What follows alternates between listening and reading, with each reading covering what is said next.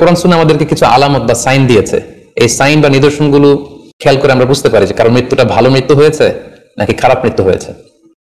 সেক্ষেত্রে শুরুতে আমরা আলামাতু সুইল খাতিমা, কারণ মৃত্যুটা খারাপ কিনা বা মন্দ মৃত্যু বা মন্দ বিদায় কিনা সেটা আমরা শুরুতে শুনবো।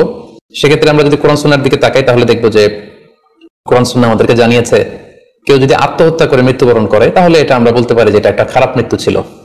কারণ আল্লাহ রাসূল সাল্লাল্লাহু আলাইহি ওয়াসাল্লাম ইরশাদ করেছেন, সহিহ বুখারীতে এসেছে, মান কাতালা নাফসাহু বিশাইইন উযিবা বিহি ইয়াউমাল কিয়ামাহ, যে ব্যক্তি তার নিজেকে যেই জিনিস দিয়ে আত্মহনন করবে বা আত্মহত্যা করবে কিয়ামতের দিন তাকে সেই শাস্তি দেওয়া হবে। লেটস সে কেউ যদি ছুরি দিয়ে স্ট্যাবিং করে তার প্রাণ হনন করে, জাহান্নামে সে কেবল জাহান্নামের ছুরি দিয়ে নিজের পেটের ভেতরে এরকম ছুরিকাঘাত করতেই থাকবে, এটাই হবে তার শাস্তি। কেউ যদি বিষ পানের মধ্যে দিয়ে সুইসাইড করে তাহলে জাহান্নামে তার শাস্তি হবে জাহান্নামের বিষ খেয়ে খেয়ে সেই কষ্ট বা শাস্তি ভোগ করবে। কেউ যদি গলায় দড়ি দিয়ে বা ওড়না পেঁচিয়ে গলায় ফাঁস লাগিয়ে সুইসাইড করে তাহলে আল্লাহ রাসূল সাল্লাল্লাহু আলাইহি ওয়াসাল্লামের হাদিস অনুযায়ী জাহান্নামে সে গলাতে শুধু ফাঁস লাগাতেই থাকবে।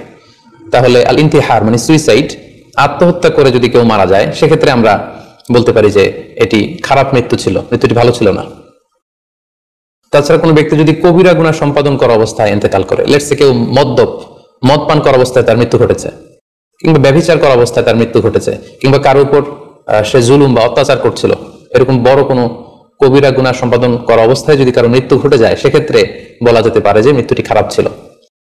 পাশাপাশি বাবা মা যদি কোনো ভ্যালিড কারণে সন্তানের অন্যায়ের কারণে সন্তানের প্রতি রেগে থাকেন এবং ওই অবস্থায় যদি সন্তানের মৃত্যু ঘটে তাহলে এটি একটি খারাপ মৃত্যু ছিল বলে ধারণা করা যেতে পারে।